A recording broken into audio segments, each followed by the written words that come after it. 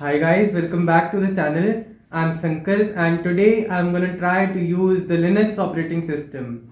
Okay, so some backstory here. Linux is not exactly an operating system. Linux is a kernel. A kernel manages the CPU and the memory allocation. It also handles the interconnection between your physical devices and your system. So there are many Linux distros based upon the GNU operating system, which is a further derivative of the Unix operating system. Unix is not free, but GNU is free and open source. For example, there is Linux Mint, Kali Linux, Arch, and most importantly, Ubuntu, which I'm gonna try to use in this video. Each Linux distro comes with its own perks and benefits. For example, Kali Linux has pre-installed softwares used for penetration testing or OSINTing and hacking. Linux Mint is extremely user-friendly software and has very easy to use user interface. By the way, this user interface is called Genome, just as Microsoft is called Metro. And then we have Ubuntu. Well, I do not know exactly why you would use Ubuntu. Maybe because colleges force you to do that. Yes, that is the reason. Let's do this. So the first thing you notice going into Ubuntu is that it is strikingly similar to macOS. macOS has this dock at the bottom and some controls at the top, while there is a dock at the left hand side in Ubuntu. Also, you're gonna miss the refresh button. I do not know why they do not include refresh. It is so annoying. Anyway, also Linux comes pre-installed with Firefox and Rhythmbox. That rhymes. And Ubuntu is so proud to announce on their website that they have Rhythmbox, but I think this is nothing special. So as we do in every video, let's start by looking at the OS, its appearance, and the pre-installed apps. This is the activities corner, which will show you what processes are going on, and I think you can even type something. Yeah. So this is like pressing the Windows key. When you press the Windows key, you can even search for apps, and it is similar to that. This is the calendar, of course, and this is like the bottom right of the screen in Windows. It even shows you the settings. Let's jump to the settings.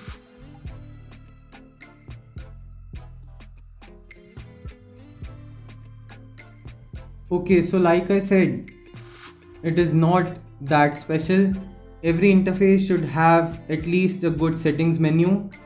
Let's see the pre-installed apps.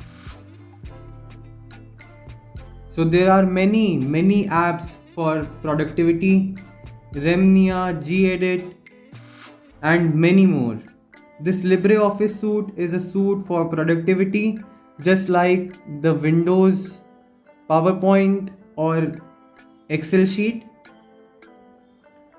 But let me tell you guys that the presentations that you create on LibreOffice will be less compatible when you run them on a Windows device. I have been there, I have done that, and it is not a good experience at all.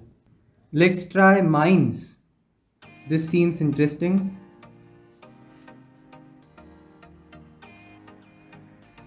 Okay, so this is Minesweeper.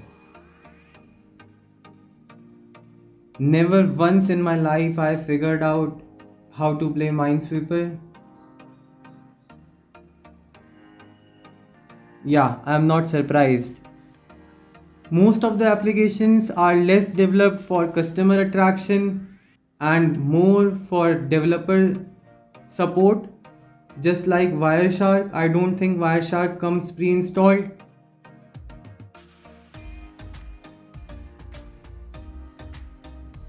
So there are many applications for productivity like the LibreOffice.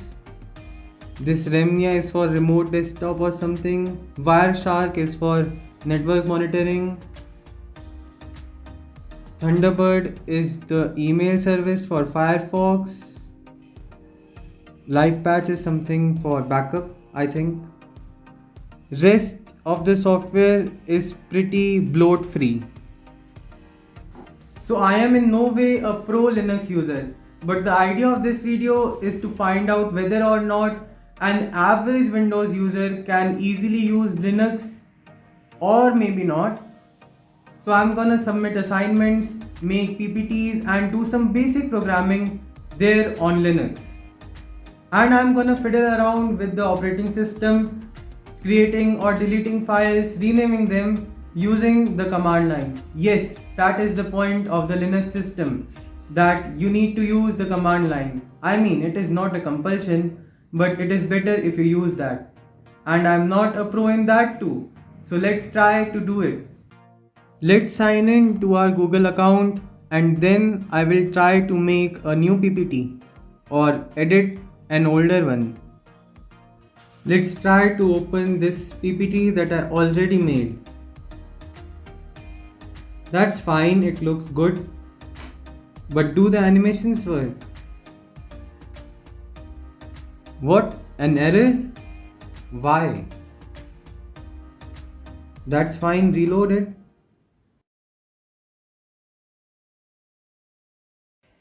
Why does this not work? Maybe it's because the animations do not work in Linux. That's bad. Because I need to submit it. Look, this is what I was talking about. Even the font size is rearranged. The letters were not overlapping with the photos when I saved it, but now they are. Let's try something else.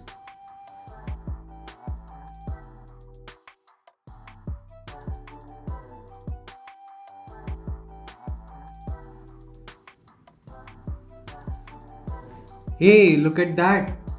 Beautiful. So why don't you subscribe to Sankalpi Tech Tips? Let's test out some applications that we can download from the web. One thing I miss is that there is no Adobe Lightroom, Adobe Photoshop or Adobe Creative Cloud. I really miss that because I love these applications. And all I'm left with is GIMP. And I do not even know how to use GIMP. Let's leave that and jump straight to the command line. Let's see what we can do here. Of course, you can try out a lot, but let's do some simple tasks like creating new folders or jumping between them.